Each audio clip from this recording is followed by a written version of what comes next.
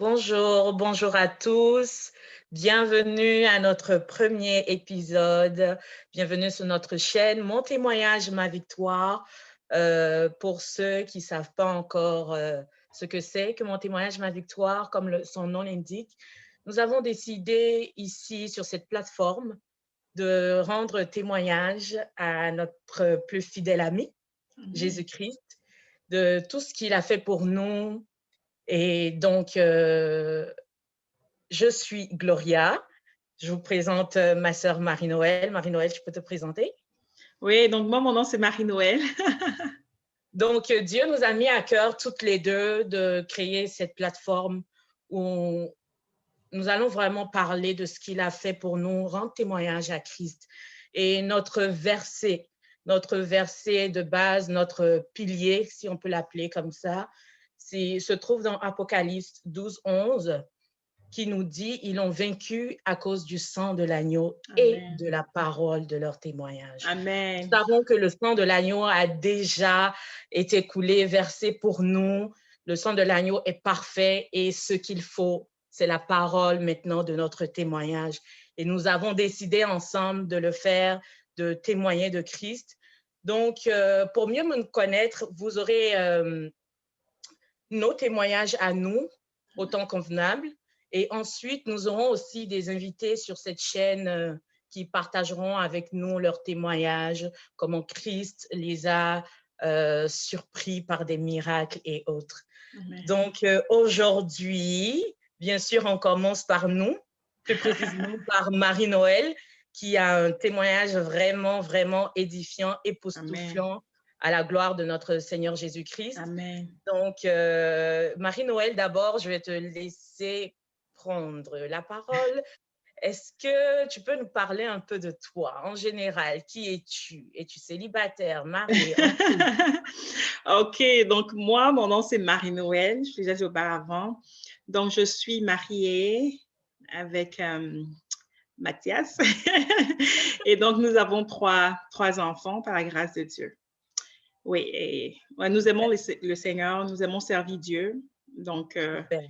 nous voulons juste vous édifier avec notre témoignage et on prie que le Seigneur vous restaure avec ces témoignages que vous allez entendre au travers de cette plateforme. Soyez Amen. bénis. Amen. Amen. Puis, j'ai une question pour toi. Est-ce que ça fait longtemps que tu connais Christ? Ça fait longtemps que tu sers Christ? Oui, je dirais, je connais Christ. Je pense depuis que je suis petite, je pourrais, je dis tout, je crois Wow. avoir donné peut-être ma vie à Christ quand j'avais peut-être 8, 9 ans. Mais je pense que il y a eu comme un déclic à cet âge-là. Je voulais vraiment être proche, faire mes prières. En Mhm. grandissant, ça se perd un peu, mais je pense que la graine qui a été déjà semée a germé et voici aujourd'hui, je peux dire, par la grâce de Dieu, je suis toujours dans le Seigneur. Donc, ouais. Wow, gloire à Dieu. Gloire Mais, à Dieu. Gloire à Dieu. Parfait. Donc, je sais que ton témoignage est relié à une grossesse que tu as oh eue. oui. Et je vais vraiment te laisser la parole si j'ai des questions. Ne sois pas D'accord. surprise que je te les pose Il n'y pendant a que pas tu de parles. problème. Il n'y a pas de Donc, souci, Gloria. je vais te laisser commencer et partage-nous ce que Christ a fait pour toi. D'accord. Donc, je vais pas m'attarder sur ça. Donc, mon témoignage, en fait, ça s'est passé quand j'étais enceinte de mon premier enfant, mon premier bébé. Et donc, après, au deuxième mois de grossesse, j'ai commencé à tousser, OK? Mhm. Et j'avais mal un peu à mon dos.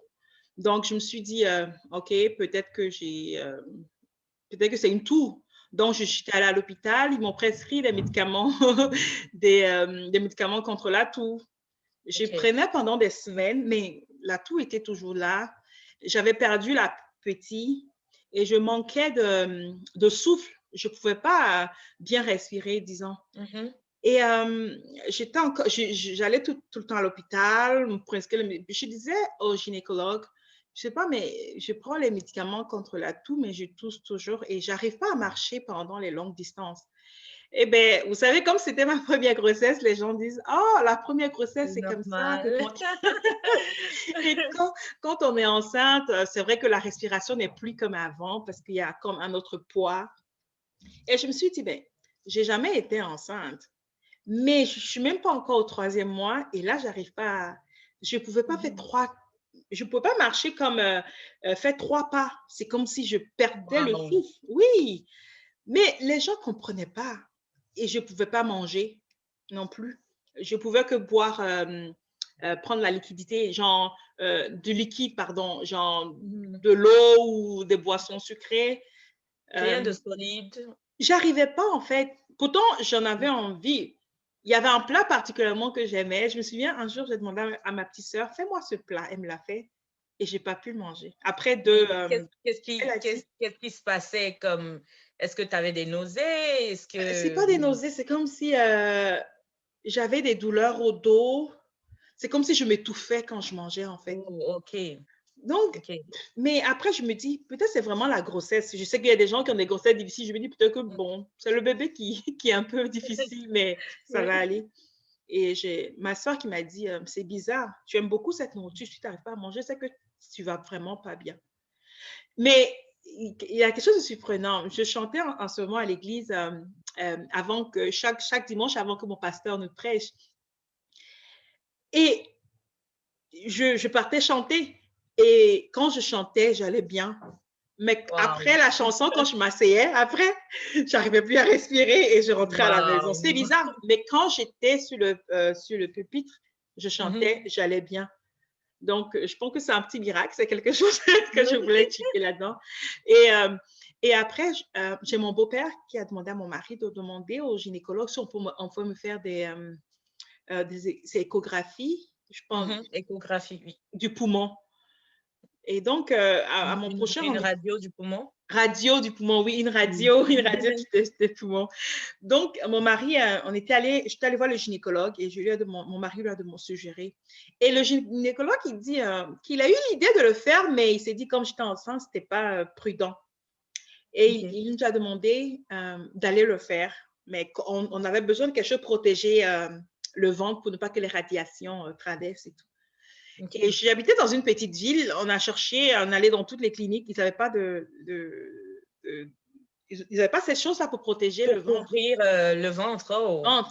Donc, finalement, on est reparti à l'hôpital et on a dit, voici la situation. Et le gars qui était au laboratoire a dit, OK, on va prendre un pagne, quelque chose. Il a pris je sais pas, un tissu et il a demandé à mon mari qu'il attrape.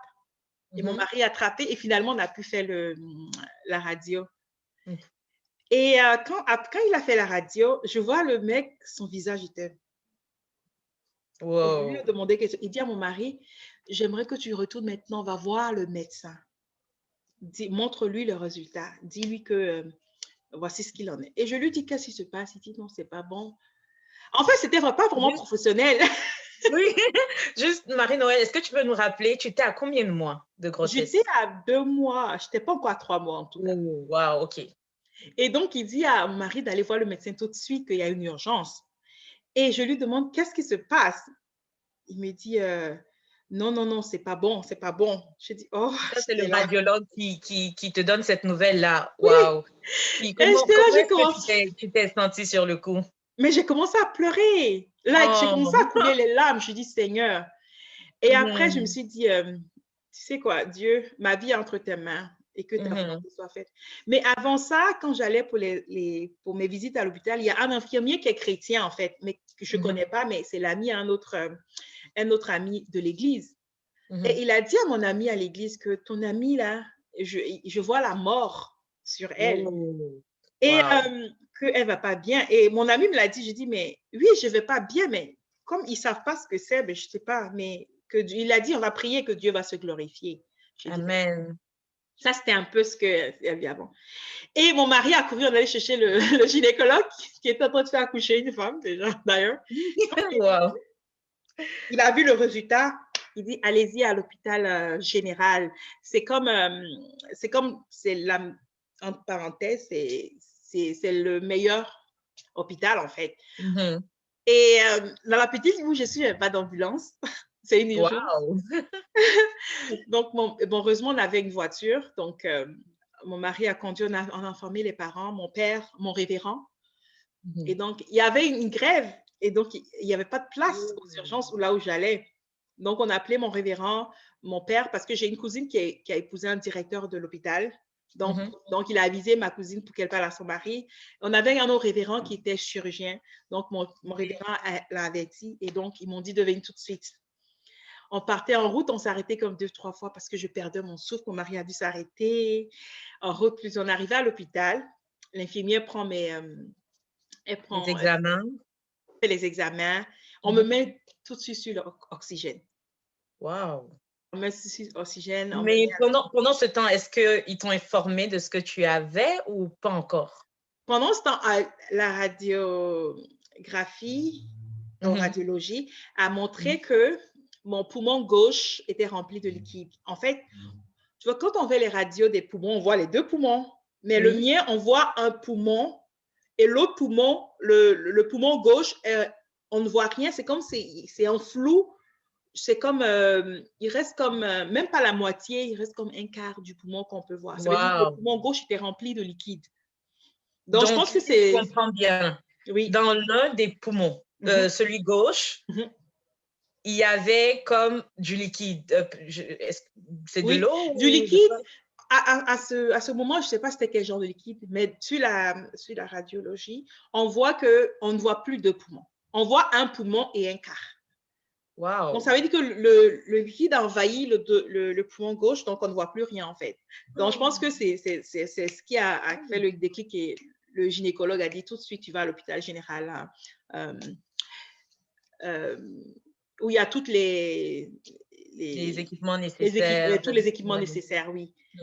Et donc, arrivé, on me met sur oxygène, la femme, elle me promet. Et après, je demande à l'infirmière, je lui dis, est-ce que je veux m'en sortir? Elle a souri, elle a dit, oui, tu vas t'inquiète, tu vas t'en sortir. Parce que aux urgences, quand tu vas, là où j'étais, quand tu vas, soit tu restes, c'est rare. En fait, là, le pourcentage des gens qui sortent, c'est pas vraiment élevé. En fait, c'est quand c'est les cas extrêmes qui vont, et on sait que souvent, les gens qui vont là, c'est la fin, en fait. Donc, j'ai demandé, est-ce que c'est la fin? Est-ce que je vais sortir? Elle a dit, ça va aller, que les médecins vont te prendre en charge. Et donc, une question rapide. Pendant ce temps, tu pensais que tu pouvais mourir? Oui. Est-ce que tu avais cette idée-là, tout peut se passer, je peux mourir? Je me disais que je dis que peut-être que j'allais mourir. Et la question que je me posais, je dis, est-ce que j'ai terminé ce que j'avais à faire sur Terre? C'est la question que je me posais. J'ai dit, Seigneur, est-ce que j'ai terminé ce que j'ai à faire sur Terre? Puis j'ai dit, mais je n'ai même pas encore commencé. Et puis après, il me dit, mais c'est pour cela, il faut commencer. Il faudrait parce que… En fait, il me rappelait que ma vie ne m'appartient pas. Je peux partir à n'importe quel moment.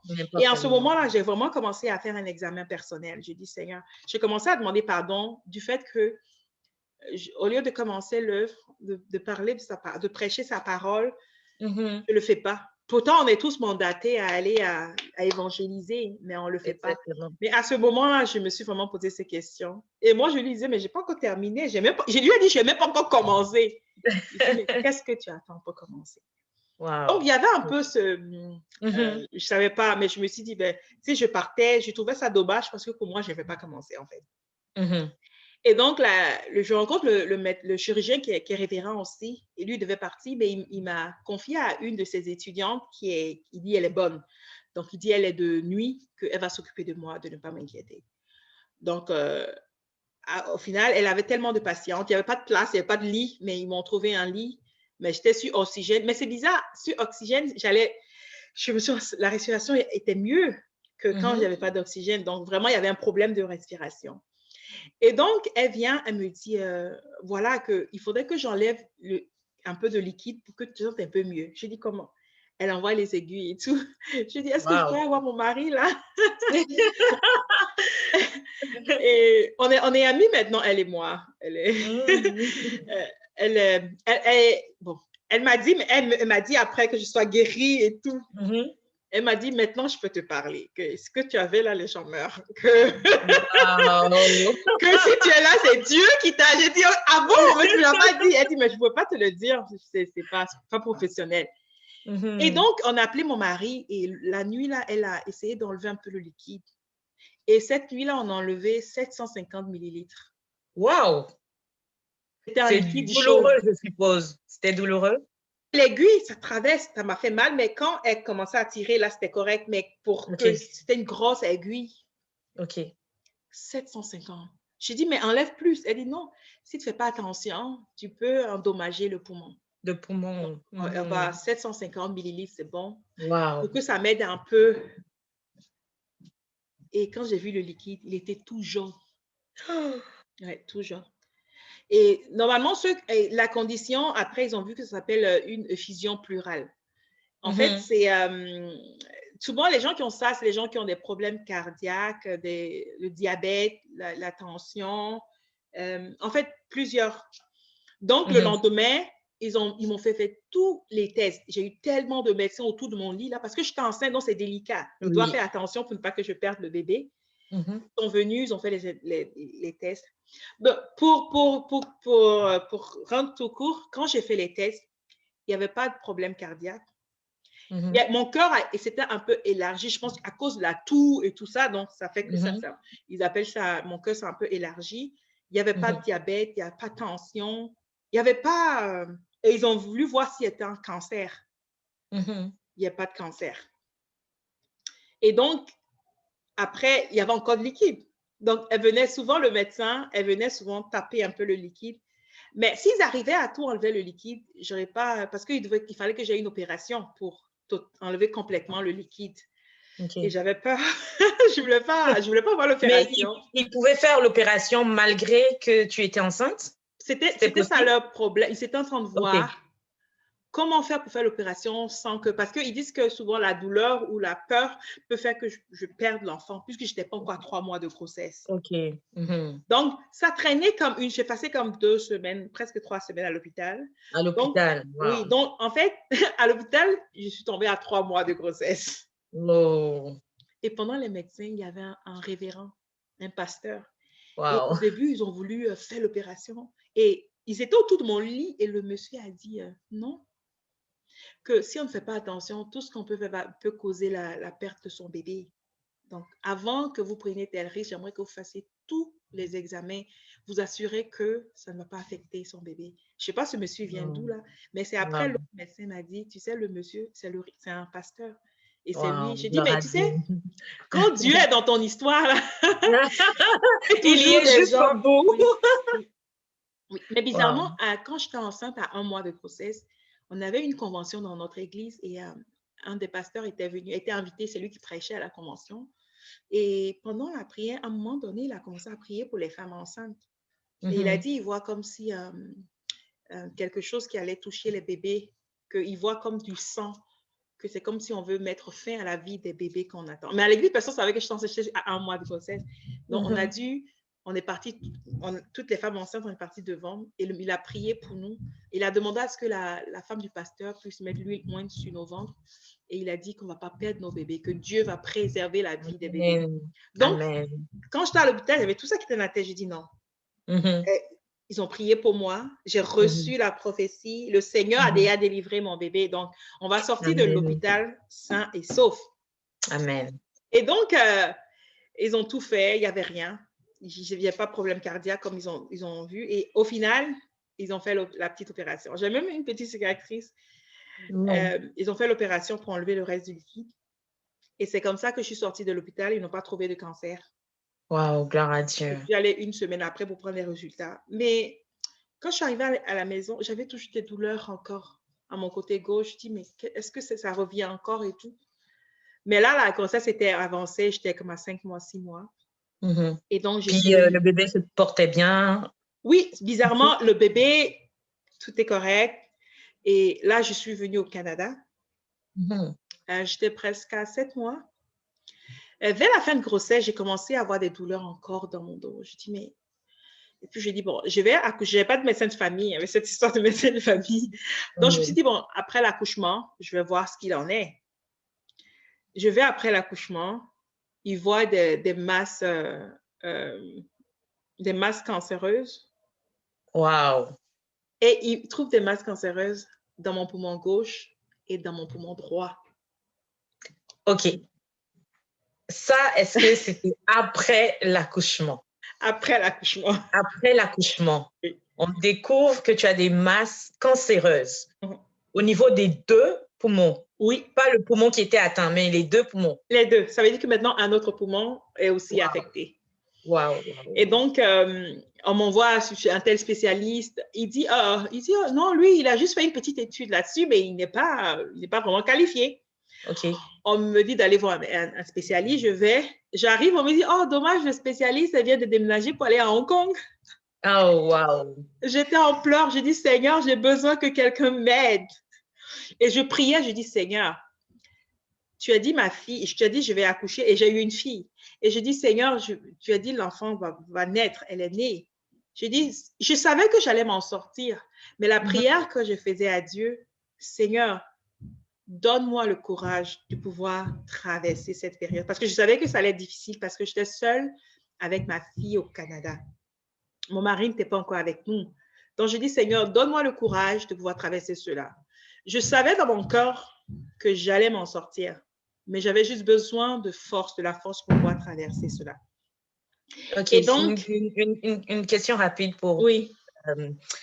Tu dis que tu savais dans ton cœur que tu allais traverser cela. Comment? Est-ce que c'était dû à une paix intérieure que tu avais, à une révélation que tu as reçue, je ne sais pas, est-ce que Dieu te l'avait dit, te l'avait confirmé? Comment je savais que, parce que bon, j'ai eu des paroles, le Seigneur m'a parlé moi-même, j'ai eu des paroles et j'avais une ferme conviction que je devais vivre.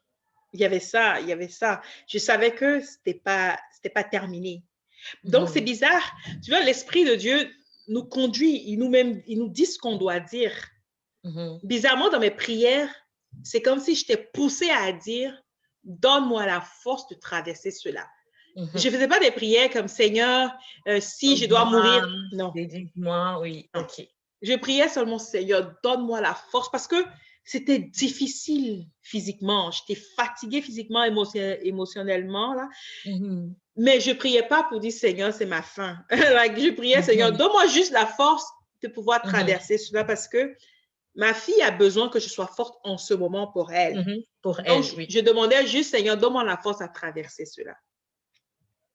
Et donc, finalement, j'ai pu avoir un médecin, un spécialiste. Je ne vais pas mentionner son nom, mais vraiment, il est vraiment génial. Il a fait c'était une autre radiologie. Et il me dit, il n'y a rien. Et pendant ce temps, on priait, en fait. Je priais avec mon mari, avec, je pense, mon beau-père, certaines personnes clés de ma vie, là. On priait. Et je dis, le Seigneur a fait. Et après, il dit, mais je vais faire une autre radiologie, mais sous un autre angle. OK. Attends, j'ai encore une question. Oui. Je veux tellement que ça soit clair pour tous ceux qui nous suivent. Oui, je comprends. Quand tu me dis, il a fait une radio puis il n'a rien trouvé. Il n'a rien trouvé par rapport aux masses qu'on t'avait dit qui étaient présentes. Exactement. Il n'a trouvé aucune masse dans les 2 poumons. OK. Donc, pour moi, j'ai dit, oh, alléluia, c'est fait. Je suis guérie. Les prières, Dieu a exaucé nos prières parce qu'on était vraiment en prière. Et donc, il m'a dit, mais écoute, je vais venir encore dans 2 semaines. Je vais faire encore une autre radiologie, mais sous un autre angle, juste pour nous assurer, puis tout est correct. Donc, je vais pour la radiologie, sous d'autres angles, et on se rend compte que maintenant, il voit des masses. Il voit des masses encore. À ce moment, quelle a été ta réaction? Comment tu t'es sentie? Mais j'étais sous le choc. Je dis, Seigneur, c'est pas encore terminé, là, tout ça. J'étais fatiguée, je crois. J'étais fatiguée. Vraiment, émotionnellement, j'étais fatiguée. Je voulais que ça prenne fin parce que ça faisait déjà 1 an. Oh, wow. Puisque avant de venir au Canada, les médecins ne savaient pas parce que qu'est-ce qui a causé ce fluide? Personne ne savait. Je n'ai pas eu de réponse. Donc, ici, le spécialiste, le pneumologue, essayait de voir pourquoi est-ce que j'avais eu... Parce que j'ai ramené tout le dossier médical. Donc, ces masses-là, il a revu encore ces masses. Mais maintenant, il veut tester si c'est des cancers. Bon, je veux dire, c'est bénin ou c'est correct. Voilà, ou c'est des masses, je peux vivre avec. Donc, j'allais de temps en temps Maintenant, on a vu que les masses au poumon gauche n'étaient plus, au poumon droit avaient disparu. Ça avait disparu. Donc,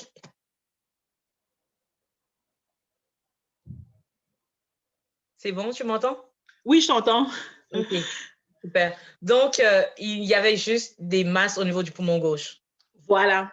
qui étaient précédemment atteintes. Exactement. OK. Et donc, il a décidé ce qu'on doit faire. On va faire une biopsie pour prendre un échantillon de la masse et on va commencer à traiter. OK. Il a dit non, que qu'on peut traiter, c'est de ne pas m'inquiéter. Il m'a donné vraiment l'espoir. Donc, je suis allée pour la biopsie. Et donc, quand le médecin qui devait faire la biopsie, je devais d'abord faire un scan. Oui, et avant tout ça, j'ai fait des scans. J'ai fait, comme on dit, les IRM. J'ai fait des IRM. Et souvent, on devait espacer parce que ça faisait trop. J'étais trop exposée. Donc, j'ai fait IRM, j'ai fait des scans, j'ai fait vraiment tous ces trucs à l'hôpital. Et après, je dois aller faire la biopsie. Il doit faire encore un autre scan pour voir là où la masse est localisée pour prendre l'échantillon. Et le monsieur vient, on fait le scan.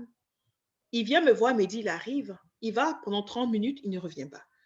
Et le monsieur qui est au laboratoire vient, il me touche l'épaule, il me dit, tu sais quoi, ne le fais pas savoir que je t'ai dit, mais en fait, la masse a tellement diminué qu'il ne sait pas s'il doit prendre, il doit prendre une échantillon ou pas. Donc, attends, est-ce que tu avais déjà commencé les traitements? Non.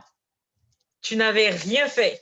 Non. Aucun traitement, c'était juste les examens que tu faisais jusque-là pour voir comment commencer le traitement, en fait. Exactement. Et la biopsie devait... c'est les résultats de la biopsie qui allaient dire comment est-ce que j'allais commencer mes traitements. Le traitement, oui, pour un cancer ou non. Exactement. Donc, ils veulent voir, par exemple, les dosages, c'est quel type de cancer, quel genre de médicaments. Voilà. Donc là, tu es allé pour un scanner ou un IRM et ils n'ont rien trouvé. Oui, je suis allée pour un scan. En fait, c'était le jour de la biopsie, mais il faut faire le scan pour voir exactement où c'est localisé, pour pouvoir faire passer, pour prendre l'échantillon. Donc, c'est à la suite du scan qu'il m'a dit qu'il arrive. Donc, j'attendais 30 minutes, il ne venait pas. Oui. Et donc, le monsieur au laboratoire m'a dit, ah, en fait, la chose a tellement diminué qu'il va demander l'avis d'autres médecins. Et l'infirmière qui me dit, tu sais, la nature même à sa façon de réagir. Oh non! Et je pleurais. Oui, je pleurais et je dis, mais je pleurais parce que je savais que j'ai reçu une guérison divine. Parce qu'on était aussi vraiment en prière. Vraiment, il y avait une chaîne de prière. Je savais que c'est le Seigneur qui m'avait guéri. J'avais aucun doute. J'avais aucun doute. Et finalement, il revient après 30 minutes pour dire non, il ne pourra pas faire la biopsie. Parce que la masse a tellement réduit que la masse qui est là est insignifiante. Wow! Donc, je repars avec les résultats chez le pneumologue. Je vois la semaine qui a suivi. Il ouvre son ordinateur, tu vois, pour voir les résultats. Il regarde, il fait « Wow! Wow! C'est pas possible! Mais c'est merveilleux! » C'était vraiment ça, sa réaction. On voit qu'il était choqué et étonné. Et pour quelqu'un, il est professeur. Il est professeur en médecine. Pour son étonnement, c'est clair que c'est un miracle. C'est du jamais vu. Oui. Il dit, mais on n'aura pas besoin de traitement. On n'aura pas. Il a commencé. Seigneur. Seigneur, je te rends gloire. Je savais que c'était le Seigneur qui avait fait. Il m'avait guéri, en fait. Amen. Mais amen, vous savez, amen. les hommes, ils voulaient encore faire d'autres tests. Avoir une confirmation. Oui. Je me disais, j'appelais mon mari, il dit, il peut faire tous les tests qu'il veut là, mais le Seigneur t'a déjà guéri. Rien. Donc, amen. La Bible dit, c'est le rapport de qui que nous allons croire? C'est le rapport de Dieu. C'est pas le rapport des hommes. C'est ce que Dieu a dit, c'est ce qui est. Donc, je me suis accrochée à cette parole. Je dis, je vais croire au rapport de Dieu. C'est lui qui a donné ses résultats. Donc, je vais me servir de ces résultats et puis me faire des résultats. Amine, je veux les prendre. C'est ma parole. Les accepter pour toi, qu'elles sont véridiques, elles sont vraies. Exactement. Et j'avais un enfant, il m'a dit, toutes mes grossesses vont être à risque. Donc, chaque fois que je vais être enceinte, il faudrait que je vienne le voir. Il aura une couple de médecins qui vont suivre et tout ça. Ça, c'est le même médecin qui te disait ça? Oui, c'est le pneumologue qui me disait ça. Et donc, je suis allée faire 2 autres radiologies après. Il n'a rien vu. 2 autres, il m'a rien vu. Il n'a rien vu. Je pense que c'est le Waouh. temps qui veut s'écouler là. Je vais recommencer peut-être. OK, tu peux l'enregistrer. OK. Et donc, il dit, voilà, que voici ce qui va arriver. Et après, je vais faire les 2 radiologies. Rien. Et rien. Et après, il me dit, ben, c'est parfait. Mais il fallait que je vienne le voir dans 1 an, dans 12 mois, pour s'assurer que tout va bien et que de ne pas prendre une grossesse. Quand je suis prête à prendre une grossesse, il faut que je vienne le voir pour qu'on fasse les examens, pour que les médecins me suivent. Et je ne suis pas allée le voir. J'ai fait un 2e bébé. Quand j'étais enceinte, le 2e bébé, le médecin qui me suivait me dit, non, il faudrait que tu ailles voir le pneumologue avec ton histoire, ton historique. Là. Je ne suis pas allée. Mon bébé, mon 2e bébé aura 3 ans bientôt. Il va bien, je vais bien. Wow. J'ai eu un 3e bébé. Ta 2e grossesse, tout s'est bien passé? Tu n'as Ça pas eu s'est de très bien complications? passé. Wow, C'est gloire à bien Dieu. passé. J'ai eu un 3e bébé. Mhm. Le 3e, c'est un autre médecin qui m'a suivi pour le 3e bébé. Il m'a dit, non, il faudrait que tu ailles voir le spécialiste. En fait, quand les gens voient le dossier médical, ils ont peur. Oui, Ils ont oui. peur. Mais mon mari, comme mon mari le dit toujours, Dieu a déjà fait. Si je vais voir ces médecins, ça veut dire que je doute de ma guérison. Exactement. Je ne suis pas allée. Par la grâce de Dieu, le 3e bébé va bien. Je vais Amen. bien. Je n'ai pas de problème Amen. respiratoire. Amen. Ça fait cette histoire, ça a commencé, toute mon histoire a commencé en 2014. Nous sommes en 2021. Je n'ai pas eu de problème au niveau de Wow, mes gloire à poumons. Dieu. Je suis guérie. Je peux Gloire dire à aujourd'hui Dieu. avec confiance et certitude que le Seigneur m'a guéri. Et ça, c'est le Seigneur qui l'a fait. Ce n'est pas l'homme qui a fait, c'est le Seigneur qui a fait. Donc, Exactement. voilà ce que le Seigneur, il m'a guéri d'une effusion pleurale. Alléluia. Wow. Wow, wow. Vraiment de façon miraculeuse. Oh oui, oui. Vraiment, merci De Marie rien, pour de rien. ton puissant témoignage, pour ce partage. C'est vraiment édifiant et on voit encore combien le Dieu qu'on sert est fidèle, Il est bon et fidèle. amour. Il Il est est tellement fidèle, bon pour Gloria. nous, c'est incroyable et Il est fidèle. ce que nous avons à faire, c'est juste lui faire confiance. Oui, c'est Juste ça. lui faire confiance Oui. et je vois vraiment qu'à aucun moment il ne t'a laissé tomber. Non, C'est merveilleux. j'arrive pas à C'est croire parce que beaucoup de personnes, Mhm. quand j'ai eu cette chose-là, beaucoup de personnes sont mortes. Mhm. Beaucoup de personnes, mon révérend m'a même confié après que je sois guérie, qu'on avait une personne aussi qui appartient à notre dénomination qui est morte comme ça. En fait, Mhm. beaucoup de personnes ont perdu leur vie. Le médecin qui me traitait, après, me dit que je pouvais en mourir. Elle m'a dit que Marie, maintenant, je peux te parler parce que c'est quelque chose, les gens n'en sortent pas. Ou bien quand les gens sont guéris, après, ils reviennent encore avec Mhm. du liquide dans le Mhm. poumon. Mhm. Que il faut elle m'a dit, il faut te compter béni. Je dis, je sais, je suis bénie, je suis spéciale. Donc, c'est pour cela, Wow.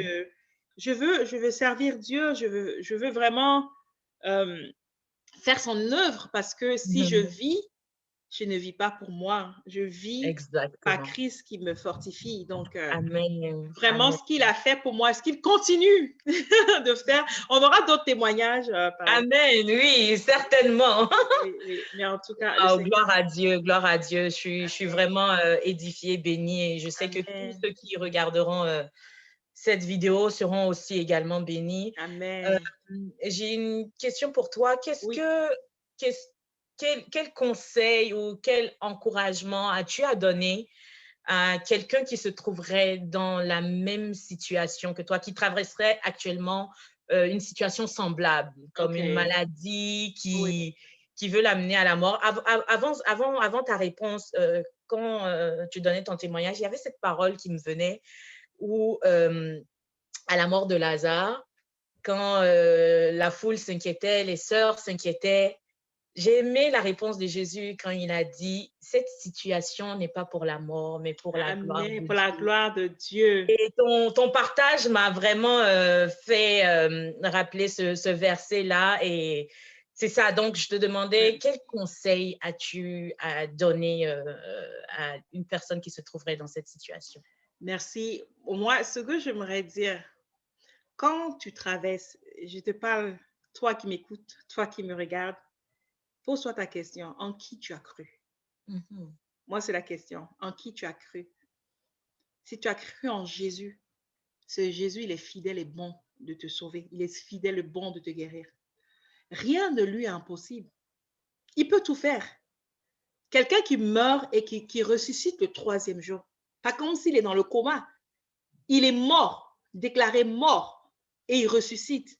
Qu'est-ce qu'il ne peut pas faire? Souvent, il faudrait nous encourager avec les paroles de la Bible. Hein.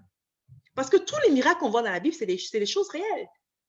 Donc, ce qu'il a fait pour telle personne, il peut le faire pour moi.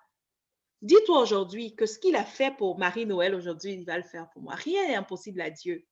Servir Dieu n'est pas rose, mais la certitude que nous avons Christ avec nous qui marche avec nous, fait la différence. Parce que la Bible dit que quand je marche dans l'ombre de la vallée de la mort, je n'ai crains aucun mal. La Bible ne dit pas si je marche dans l'ombre de la vallée de la mort. Ça veut dire que l'ombre de la vallée de la mort viendra.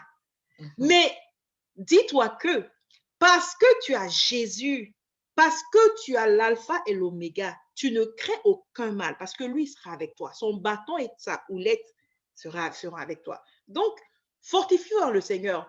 Pose-toi la question, en qui j'ai cru? J'ai cru en mon père. Moi, mon père, il est décédé. Donc, si ma confiance était en mon père, aujourd'hui, je n'en serais pas là. Mais dis-toi que si tu as cru en Jésus, tu n'as pas de problème parce que lui, il est avec toi. Il va te guérir. Par ses maîtresses, nous sommes guéris. Alléluia. Donc, le Seigneur qui a fait pour moi, Jésus qui a fait pour moi, il peut le faire pour toi. Et il va le faire pour toi. Alléluia. Crois, prends cela, cours avec cela. Et tu verras les miracles s'accomplir dans ta vie. Sois béni. Et Jésus t'aime et il veut que le meilleur pour toi. La Bible dit que j'ai des projets de bonheur, pas de malheur, de bonheur pour toi. Donc, le Seigneur a de bons plans pour toi. Amen. Crois en cela et tu seras guéri. Sois béni là où tu es. Amen. Amen. Amen. Vraiment, merci encore pour ces paroles encourageantes. Amen. Et je suis certaine que toute personne qui se trouve dans ces genres de situations sera vraiment fortifiée par ce témoignage puissant que tu viens de partager avec nous. Amen. Que Dieu vraiment te le rende. Parce que nous n'avons qu'un seul mot, c'est merci. Mais vraiment que Dieu te le rende au centuple. Amen. Tu as pris ton temps pour partager ce merveilleux témoignage avec nous qui nous encourage encore de demeurer ferme dans la foi, d'avoir confiance en notre Dieu. Et comme tu l'as dit, en qui nous avons cru?